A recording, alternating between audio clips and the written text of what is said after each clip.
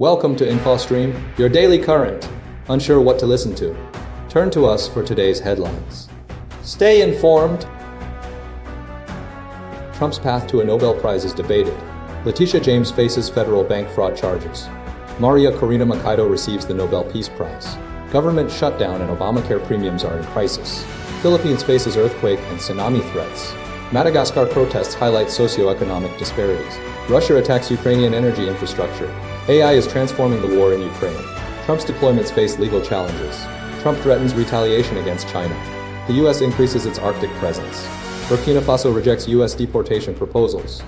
Taiwan deploys air defense systems against China. The EU implements its entry-exit system gradually. Trump's path to a Nobel Prize, a complex and contested narrative. Recent news articles detail a complex and increasingly contested narrative surrounding President Trump's potential candidacy for the Nobel Peace Prize, primarily driven by the recent ceasefire agreement in Gaza. While the initial Phase 1 agreement represents a significant step towards de-escalation, the path to recognition is fraught with challenges stemming from Trump's broader actions and statements. The core of the narrative centers on Trump's role in pressuring Israeli Prime Minister Benjamin Netanyahu to negotiate. Despite this influence, skepticism remains due to Trump's broader record, including his aggressive foreign policy actions. These actions include controversial military strikes against suspected drug smuggling vessels in the Caribbean, which triggered international condemnation and legal challenges. Furthermore, Trump's domestic policies, characterized by the deployment of the National Guard to quell protests and alleged attempts to implement a form of martial law, have raised concerns about democratic norms and the potential abuse of power. His claims of ending numerous conflicts globally, often without factual basis, have also been met with criticism. The Gaza ceasefire, while a positive development, is only one piece of a larger, more complicated story.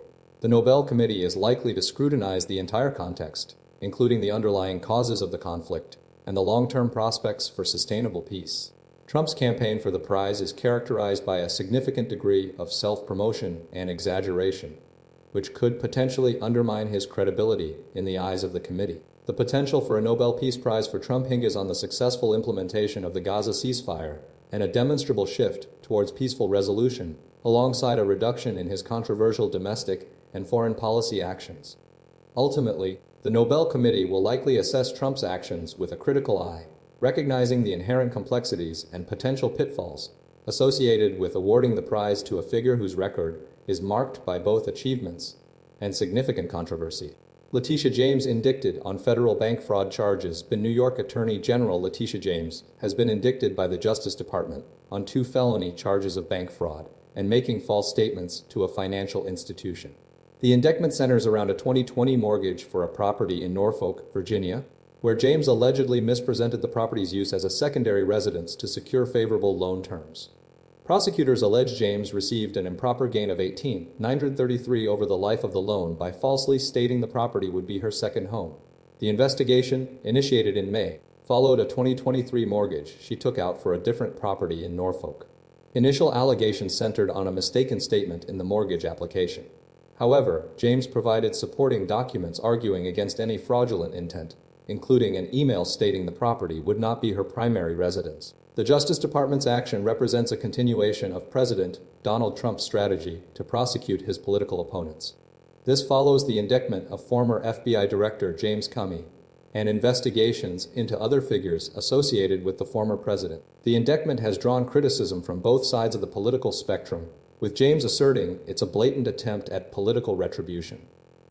The investigation was led by Justice Department prosecutors in Virginia, led at the time by Eric Siebert, who resigned under pressure from Trump. Siebert was subsequently replaced by Trump's former personal attorney, Lindsay Halligan, who now heads the prosecution. The case highlights a long-standing adversarial relationship between James and Trump, stemming from James' successful civil fraud lawsuit against Trump and his business associates, resulting in a $355 million penalty. The indictment underscores the ongoing legal battles surrounding the civil fraud case, with James appealing the penalties. The investigation involved numerous interviews and document reviews, ultimately concluding that sufficient evidence existed to support the criminal charges.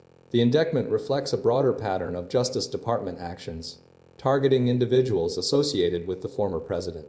The case is expected to proceed through the legal system, with James maintaining her commitment to holding those accountable for for alleged wrongdoing.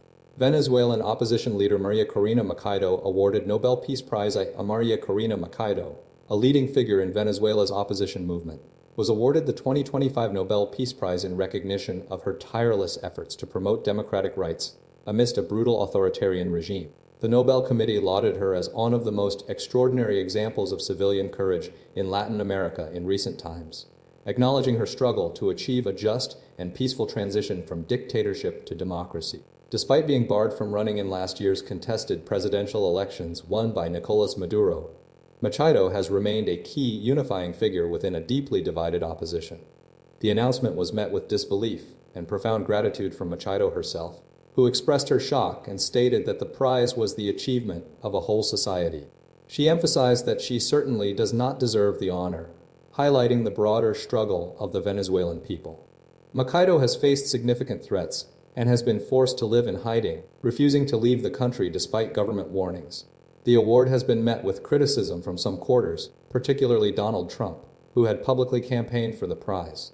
The Nobel Committee defended its decision, asserting that it was based solely on Machado's work and will, dismissing political pressure. The committee expressed concern about the global trend of declining democracy, citing the abuse of the rule of law, the silencing of free media, and the rise of authoritarianism. Following the announcement, Machado reiterated her commitment to continuing the fight for freedom and democracy in Venezuela, acknowledging that much work remains to be done. The prize represents a significant validation of the opposition's efforts and a powerful symbol of hope for the future of Venezuela. The Norwegian Nobel Institute's director, Christian Berg Harpviken, conveyed his and the Institute's admiration for Machado's resilience and dedication. The event underscored the continued importance of the Nobel Peace Prize in recognizing and supporting individuals fighting for human rights and democratic values around the world.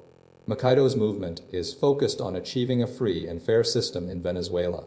Government shutdown and Obamacare premium crisis. The ongoing government shutdown, primarily stemming from disagreements over funding and the Affordable Care Act (ACA), has escalated into a critical situation concerning healthcare premiums. Republicans and Democrats are locked in a fierce battle over extending enhanced ACA premium tax credits, a measure vital for maintaining access to affordable health insurance for millions of Americans. The core issue revolves around the expiration of these enhanced subsidies at the end of the year, threatening a significant increase in monthly premiums for ACA enrollees. The potential consequences are substantial. Without the extended subsidies, premiums could surge by an average of 114%, dramatically impacting individuals and families.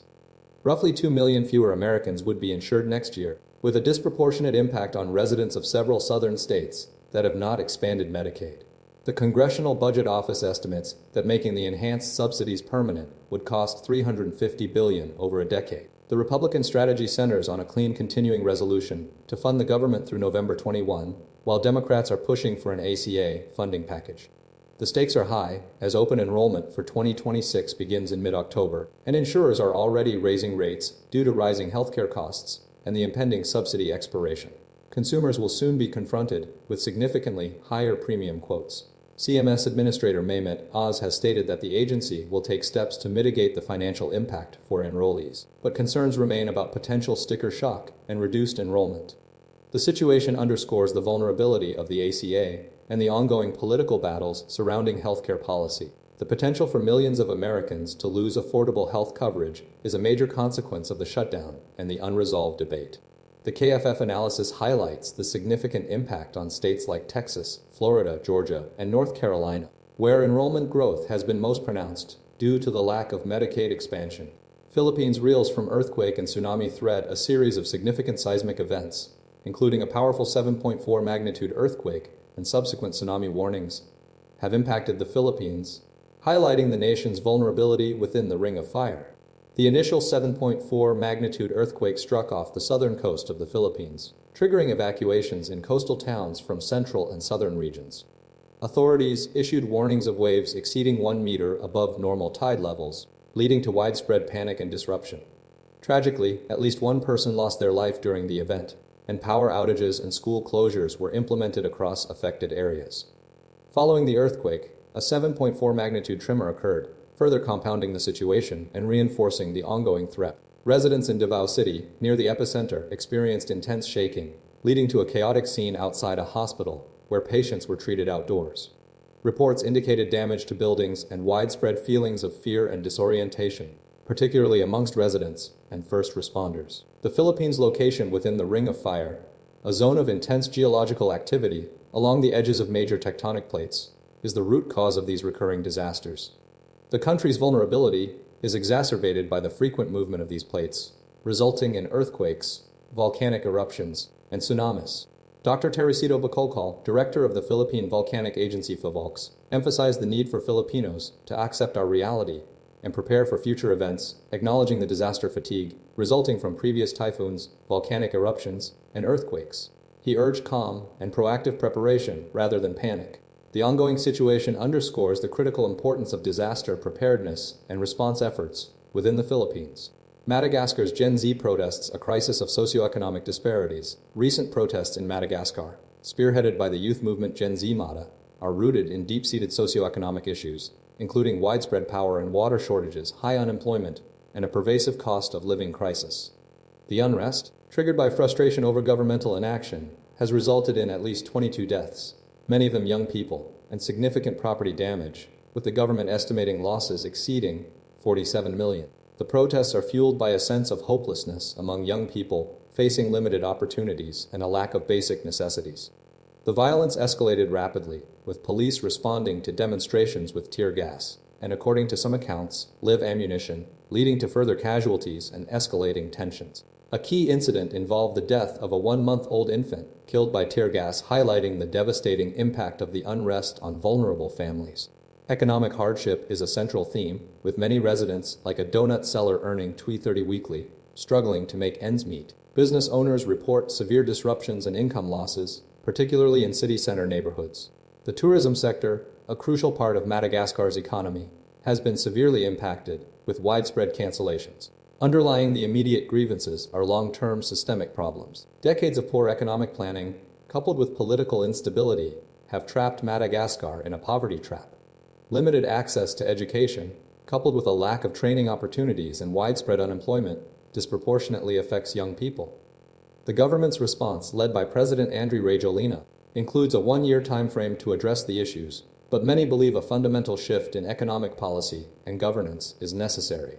The ongoing instability and the government's perceived failure to address the root causes of the crisis continue to fuel the protests, demonstrating a generational divide and a profound lack of trust in leadership.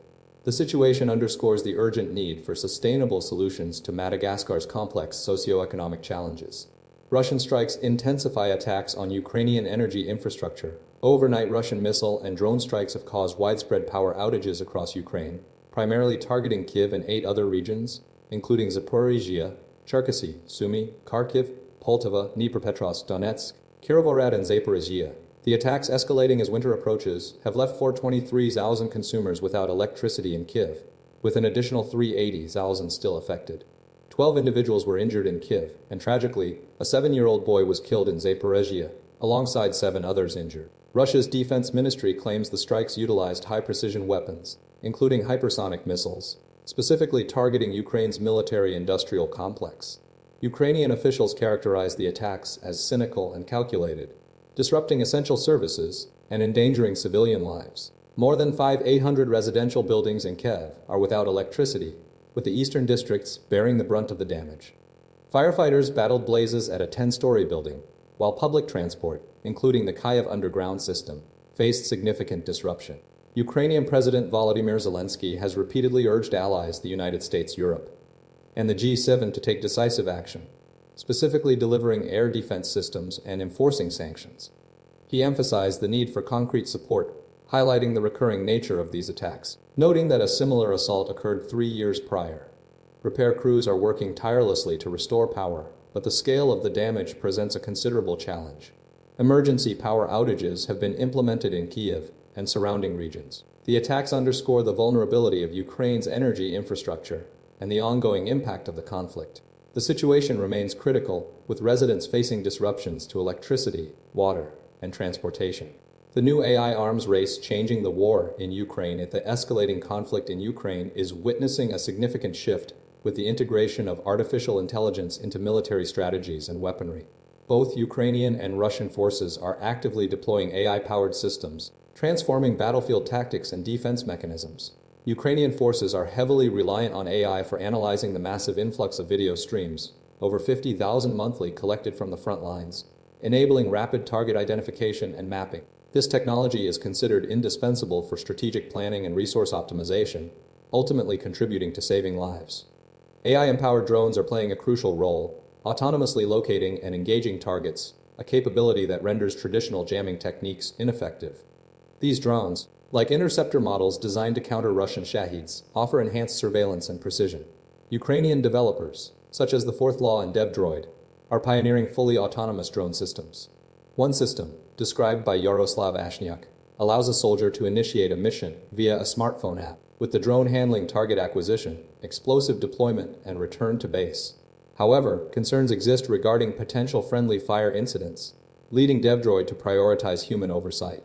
The company's remotely controlled machine guns utilize AI for target tracking, but lack an automatic shooting function, pending further testing and feedback. Ukrainian Deputy Defense Minister Yuri Myronenko anticipates the eventual deployment of thousands of such autonomous systems by 2026, emphasizing the potential for improved air defense capabilities. Despite the advancements, there is a cautious approach within Ukrainian development, acknowledging the risks associated with relying solely on AI, particularly the potential for misidentification of personnel. The integration of AI represents a fundamental shift in the war, emphasizing speed, precision, and automation, while simultaneously raising critical questions about accountability and the ethical implications of fully autonomous weapon systems. The ongoing development and deployment of these AI-powered technologies are expected to significantly influence the trajectory of the conflict. Trump's National Guard deployments face legal challenges. Two key legal battles concerning President Donald Trump's deployment of the National Guard to Democratic-led cities, specifically Portland, Oregon, and Chicago, Illinois, are unfolding, raising constitutional concerns. Federal Judge April Perry in Chicago issued a partial block on the deployment, citing unreliable assessments from the Department of Homeland Security regarding recent events in the city. This ruling is expected to be appealed. The White House maintains confidence in Trump's legal authority to utilize the National Guard in these situations. The deployment in Portland was initially blocked following Trump's September order, with a subsequent threat to deploy troops from another state, prompting a broader court order to prevent the action. The Ninth Circuit Court of Appeals heard arguments on Thursday regarding the temporary suspension of the lower court's order. Oregon prosecutors argued that Trump's actions represent a dangerous expansion of executive power, potentially leading to a slippery slope. They emphasized that the protests outside the ICE building were largely peaceful and involved fewer than 30 individuals. However, Judge Ryan D. Nelson, a Trump appointee, contested this, stating the protests involved more than 30 people. The Trump administration countered, arguing that the protests outside ICE facilities significantly impeded immigration officers, creating an unsustainable and unsafe work environment due to violence and threats. The situation in Portland has become increasingly tense, described by some residents as a war zone, largely fueled by ongoing protests related to immigration enforcement. Meanwhile, in Chicago, a detailed account emerged of a recent immigration raid on several apartment buildings. Law enforcement, including National Guard members, conducted operations targeting suspected undocumented immigrants. Witnesses described a chaotic scene with heightened tensions and confrontations. The raid underscored the escalating challenges and controversies surrounding the administration's immigration policies and the deployment of military forces in civilian areas. The legal challenges to the National Guard deployments highlight the fundamental questions surrounding the balance of power and the appropriate use of military resources in domestic law enforcement operations. Trump threatens economic retaliation over China's rare earth export controls. President Donald Trump has responded forcefully to China's recent escalation of export controls targeting critical rare earths, threatening immediate and substantial economic retaliation.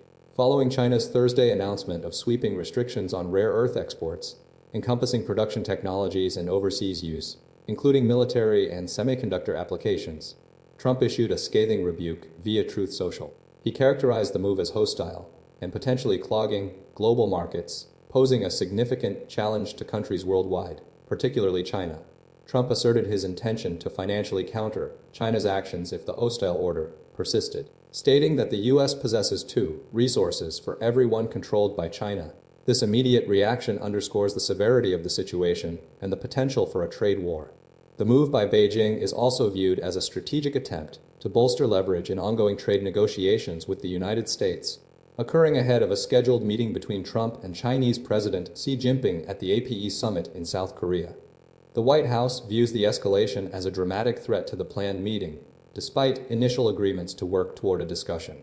However, private frustrations within the administration stem from the Commerce Department's recent expansion of an export controls backlist targeting Chinese firms.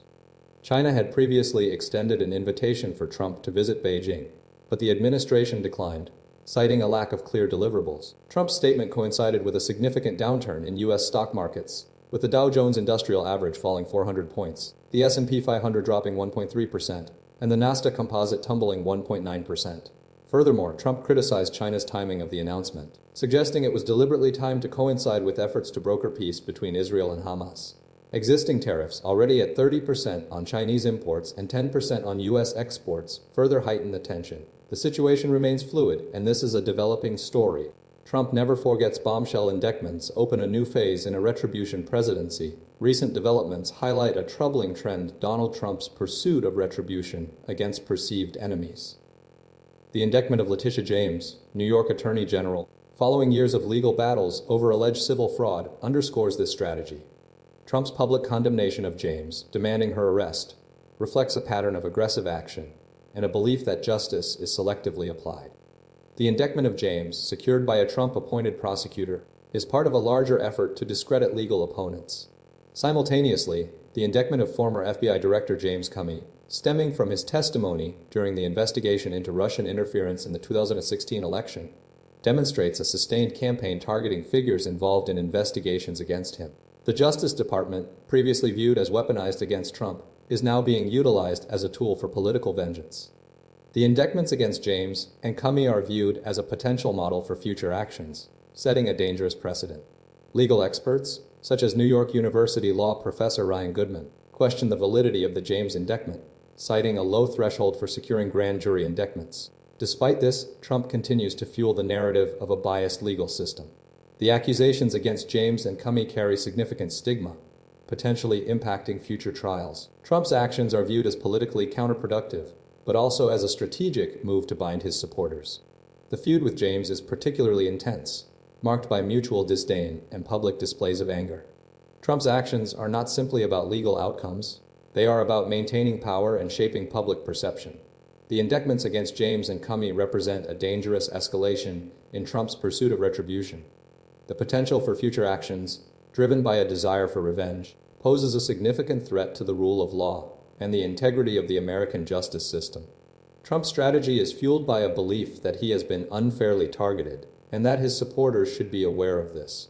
The indictments against James and Comey are part of a broader effort to discredit legal opponents and maintain his base's loyalty. The legal challenges facing James and Comey are significant, but the political implications of Trump's actions are even greater.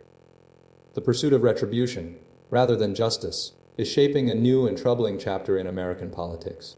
U.S. boosts Arctic presence with Finnish Icebreaker deal. The United States is significantly bolstering its military capabilities in the Arctic through a strategic partnership with Finland, securing 4 icebreaker ships and plans to construct up to 7 additional vessels. This initiative directly responds to the growing influence of Russia and China in the region and reflects a long-standing effort to increase U.S. presence. The agreement, unveiled during a White House meeting between President Donald Trump and Finnish President Alexander Stubb, represents a pivotal shift in U.S. Arctic strategy. The core of the deal involves leveraging Finnish expertise, recognized as crucial for understanding Russia's strategic intentions and capabilities, including icebreaker technology, ground warfare, and cyber warfare. Finland's accession to NATO in 2023 highlighted the value of this Arctic know-how. The Pentagon's 2024 Arctic strategy emphasized the need for this shift, citing geopolitical changes like NATO expansion and increased Russian-Chinese collaboration. The U.S. currently operates a number of military bases in the Arctic, including Joint Base Elmendorf-Richardson and Eielson Air Force Base, strategically important for the U.S. military in the Pacific. The acquisition of these icebreakers is intended to counter Russia's dominance, which currently sees 40 icebreakers and China's 5. The plan includes building additional medium icebreakers, and the existing U.S. icebreakers often require extensive maintenance. President Trump initially raised the issue of icebreakers during discussions with stub months prior to the formal agreement. The deal's estimated cost is $6.1 billion, reflecting the strategic importance of the Arctic region. Experts highlight the challenge of effective implementation, emphasizing the need for appropriate personnel and budgetary control to avoid cost overruns and maintain realistic timelines. The U.S. recognizes the Arctic as a venue for strategic competition and is committed to standing ready alongside allies and partners to meet the challenges posed by Russia and China. The focus on icebreaker technology underscores a broader effort to adapt to the changing geopolitical landscape of the Arctic. Burkina Faso's refusal of U.S. deportee proposal amid visa restrictions. The United States' recent strategy of utilizing African nations for deportations of undocumented migrants has encountered resistance in Burkina Faso, escalating tensions between the two countries. Following a meeting with the U.S. Embassy, Burkina Faso's Minister of Foreign Affairs, Karamoko Jean-Marie Traoré, vehemently rejected a proposal to accept migrants from third countries, characterizing it as blackmail and a violation of national dignity. This stance aligns with the government of Capt. Ibrahim Traoré, who has positioned himself as a champion against Western imperialism since seizing power through a coup 3 years prior. The U.S. government, under Donald Trump's administration, has been actively seeking destinations for deportees, and Burkina Faso was recently identified as a potential recipient. However, the government's refusal stems from a broader geopolitical strategy. The minister's public statement underscored Burkina Faso's commitment to upholding its principles of dignity and self-determination. He explicitly stated that the proposal was indecent and fundamentally contradicted the nation's values. Concurrent with the rejection of the deportee proposal, the U.S. Embassy in Burkina Faso announced a temporary suspension of issuing visas immigrant, tourist, student, and business traveler visas. Applicants must now travel to the U.S. Embassy in the capital of neighboring Togo. This action further underscores the deteriorating relationship.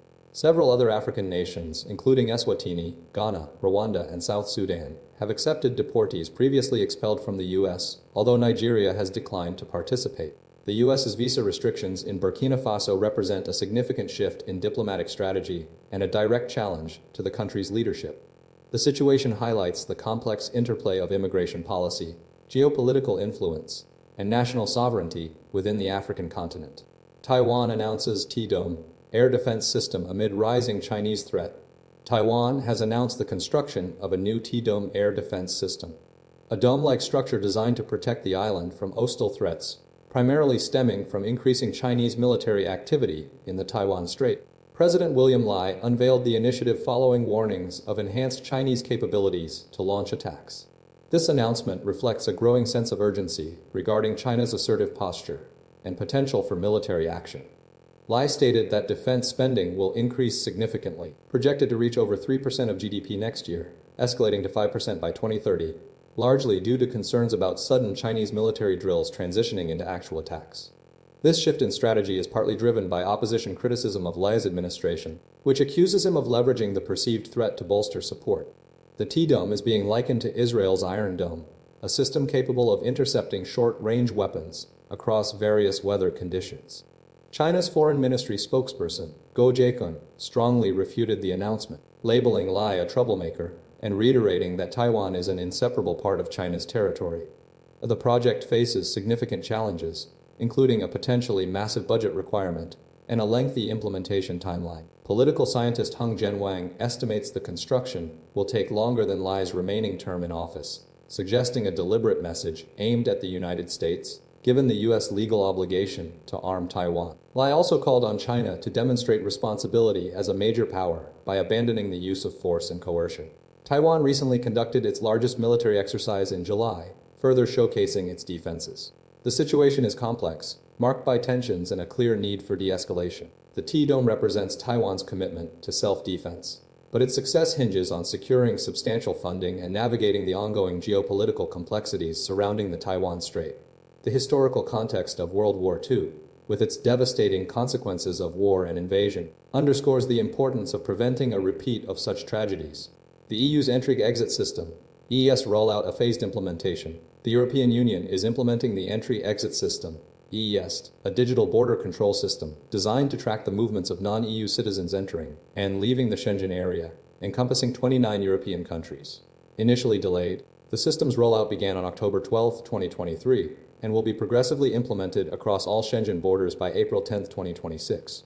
EES relies on biometric data, fingerprints, and facial photos collected upon entry and exit, replacing the traditional passport stamping process. The phased approach targets various travel routes.